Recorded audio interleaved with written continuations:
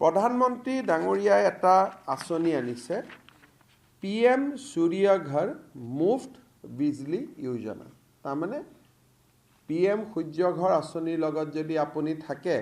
আপোনাৰ বিজলী বিলটো মুফ্ত হলেই লগত 2 টকা আপুনি উপাৰ্জন কৰিব পাৰিব আৰু তেখেতে এই আঁচনিৰ বাবে ৭৫,০০০ কোটি টকা ভাৰতত আবণ্টন কৰিছে আৰু এই আঁচনিটোৰ জৰিয়তে 1 কিলোৱাটত ভাৰত চৰকাৰে 30,000 টকা সাহায্য আগবঢ়াব 2 কিলোৱাটত 60,000 আৰু 3 কিলোৱাটত ৭৪,000 এতিয়া যদি আপোনালোকে ম্যাথমেটিক্সটো চাই তেতিয়ালে দেখিব যে 1 কিলোৱাটত টোটেল যেটো বজাৰত দাম হয় 1 কিলোৱাটৰ হেতু হল 50,000 টকা ভাৰত চৰকাৰে সাবসিডি দিলে 30,000 টকা তথাপিতো 20,000 টকা ঘৰৰ পৰা যাব লাগিব গতিকে মধ্যবিত্ত পৰিয়াল বা দুখীয়া পৰিয়ালে তাত ৰিলাক্টেন্ট হ'ব সেই কাৰণে আজি আমি ঘোষণা কৰিছো যে ৰাজ্য চৰকাৰে 15,000 টকা সাবসিডি দিব তাৰমানে 1 কিলোৱাট যদি আমি ইলেক্ট্ৰিসিটি ঘৰত সোলাৰ প্যানেল লগাও তাৰ খৰচ 45,000 টকা 50,000 টকা 50,000 মোদী ডাঙৰীয়াই দিব 30,000 আৰু মামাই দিব 15,000 45,000 5,000 নিজৰ ফালৰ পৰা অসম চৰকাৰৰ পোন এতিয়া যদি 2 কিলোৱাটৰ লগাও তাৰ খৰচ হল 90,000 টকা না প্ৰজেক্ট কজ হল 1 লাখ টকা মোদী ডাঙৰীয়াই দিব 60,000 ৰাজ্য চৰকাৰে দিব 30,000 তাৰমানে নিজৰ ঘৰৰ পৰা 10,000 টকা লগাব লাগিব আৰু যদি 3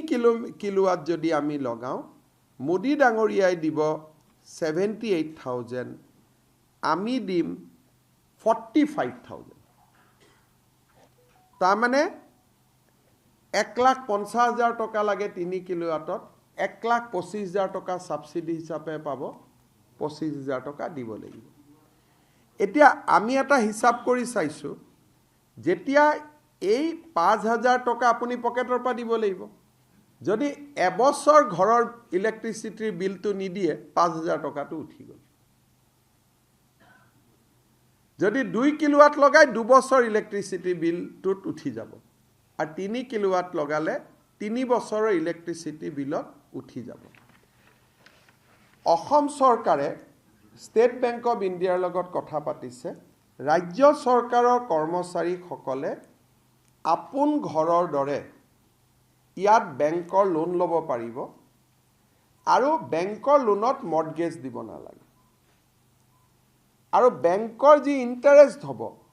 তাৰো 1% ৰাজ্য চৰকাৰে অতিৰিক্ত কৰি দিব মই আকৌ এবাৰ ভাল কৰি বুজাই দিছো যাতে আমি সকলোৱে বুজি পাওঁ এটা সোলাৰ প্যানেল যদি 1 কিলোৱাটৰ ঘৰত লগাও তাত 50,000 লাগে 30,000 টকা নৰেন্দ্ৰ মোদী ডাঙৰীয়াই দিব 15,000 টকা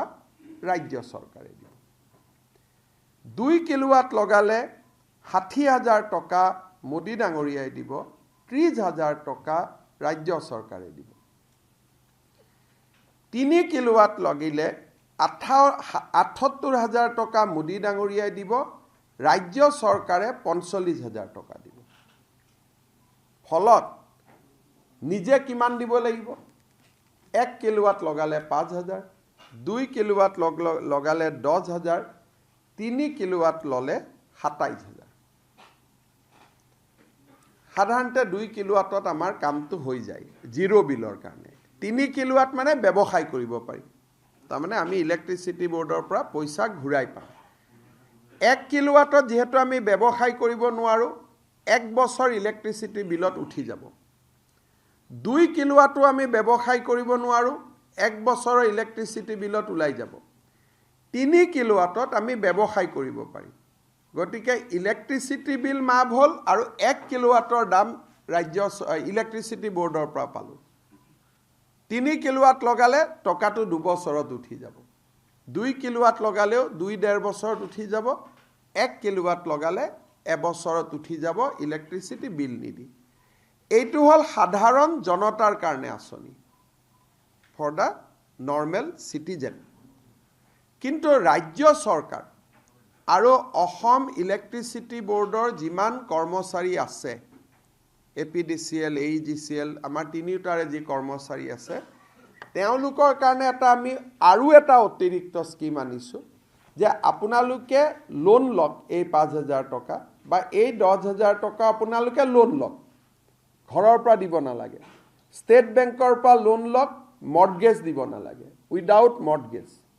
দৰমাহাৰ একাউণ্টৰ পৰা টকাটো গৈ থাকিব তাতো আমি 1% ইন্টাৰেষ্ট সাবভেনশন দি দিম আপোন ঘৰৰ দৰে সাংবাদিকসকলকো আমি এটো সুবিধা দিম আপোনালোকে যদি ঘৰত সোলাৰ পেনেল লগাই দিয়ে তেতিয়ালে এই 5000 টকাটো আপোনালোকে দিব নালাগে DIPR ডিপাৰ্টমেণ্টে দি দিব আপোনালোকৰ কাৰণে আৰু এটা আমি অতিৰিক্ত পেকেজ দিছো যাতে আপোনালোকে ঘৰত তেতিয়া স্মাৰ্ট মিটাৰ কথা কৈ নাথাকে আৰু ঘৰত নিজে নিজে ঘৰতে ইলেক্ট্ৰিচিটি বিল নাহিব এইটো এটা প্ৰধানমন্ত্ৰী সূৰ্যঘৰ আঁচনি আপোনালোকে ইয়াত কেনেকৈ আবেদন কৰিব লাগে জানে